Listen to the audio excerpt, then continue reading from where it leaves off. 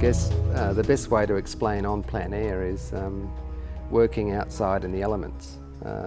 It requires getting out there, setting up your easel and just painting what's in front of you. And it's quite a furious process because the light change is dramatic. Doesn't matter, you know, half an hour can be quite a difference, but you know, it's a furious pace that you're working at, and usually you're waiting for that time when the light is just right, just to throw those last bits of paint on that give you what you want. I tended to, in this case, sometimes start in daylight and work my way through into the dark.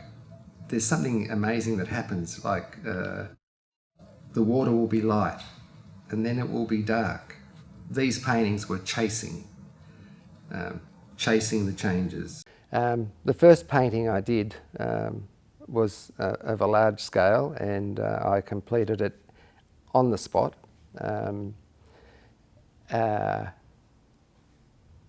I brought it back to the studio and I didn't really have to do very much to it.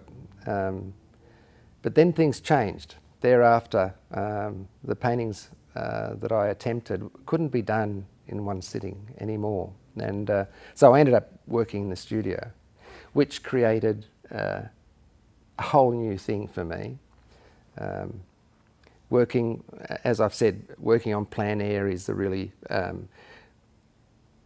furious pace. You're trying to get everything down and done and dusted by the end of the session, because even at night, going back to the same place, it's never the same, because even at night, the light changes as well, the moon changes, you have the same problems you have during the day.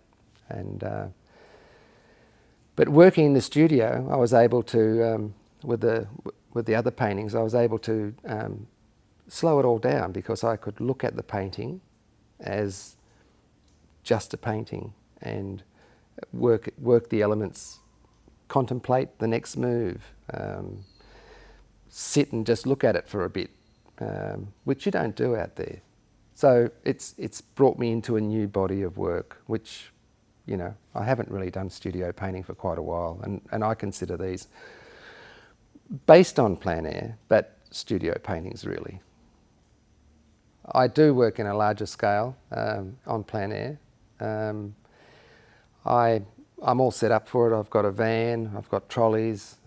I like working large outside. I like just working large. It gives you freedom. I like moving my body. I like dragging my brush across a larger surface, and I find working small sometimes a little bit confining. Working at night and even later in the evening into the night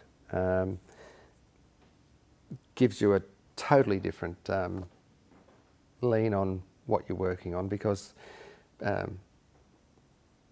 everything's reduced.